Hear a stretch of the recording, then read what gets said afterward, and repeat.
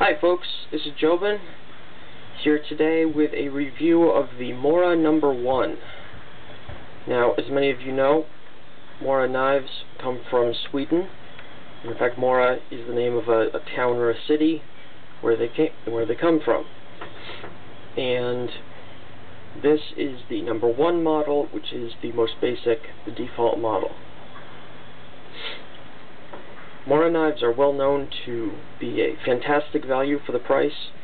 The knives will generally set you back about $10 to $15 in the United States, and I really doubt that function-wise you could find a better knife for 2 or 3 times that cost. They're just really good. There are some minor imperfections. They aren't highly finished cosmetically, but they are good, functional working knives with very good steel. Now, as I said, this is the number 1, the basic model with the wood handle. This is a sort of interesting knife for me to review because there are things I like about it and things I don't. I have kind of a love-hate relationship with this knife. First off, the thing I really like about it is the blade, which is basically pretty similar to the blade you'll see on most other Mora knives, where it's very classic lines, fair amount of straight edge, a little bit of belly, very slight clip point, but only very slight, almost a flat spine, and a length of just under 4 inches, or about 10 centimeters or so.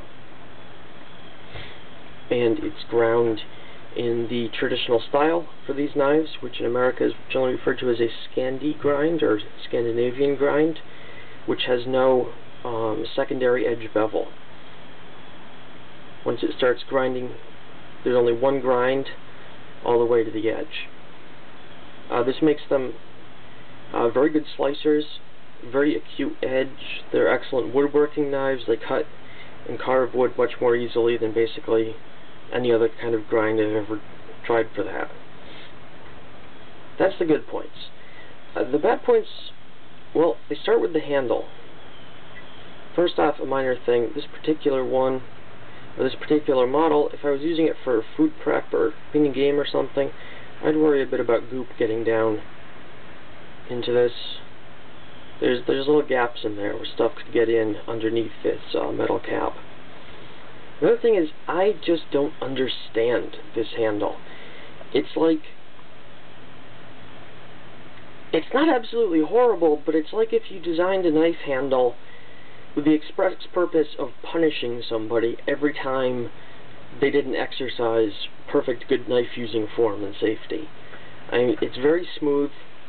It actually gets significantly narrower towards the hilt, so if you aren't careful, your hand could slip up onto the blade. And I will say that it is a comfortable handle to use if you use it carefully.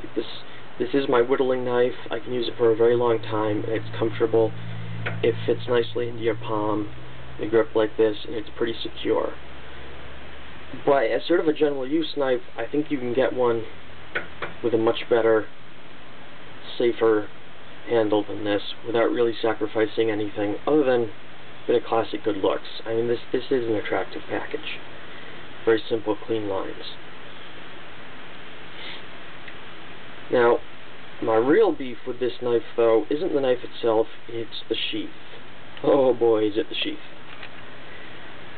This is made kind of like, I've seen leather sheaths done in this style, and I think it works a lot better in leather. But this is hard plastic. And the problem comes when you put the knife in, and just set it there, it's not really all that secure. It could come out pretty easily. And if you push it down, then ironically, it still isn't as secure as I would like. I'll get to that in a second. But then it actually ironically becomes kind of hard to draw because it's so smooth, there's no protrusions, and it's kind of stuck in this thing. A little awkward. Now, interestingly to note, this is not really a belt loop. I mean, maybe you could. My leather belt doesn't really fit through here, but pay attention. Look, this is actually for sliding over a button. If you had like a button on the side of your pants, slip it in here, slide it up into this channel, and it locks in there, and your knife dangles off of that. It's actually pretty clever in my book. I do like that. But my real beef with the sheath comes with really, really unacceptably poor retention. To demonstrate that, I have to go inside for a minute. Lighting may worsen, but I think you should be able to get the point. Okay, I've set this in here, pushed it in with my thumb. It's pretty secure. Watch. That's like I said, that's unacceptable to me. I really don't like that. I mean, we can compare it to, here's my ESE 3.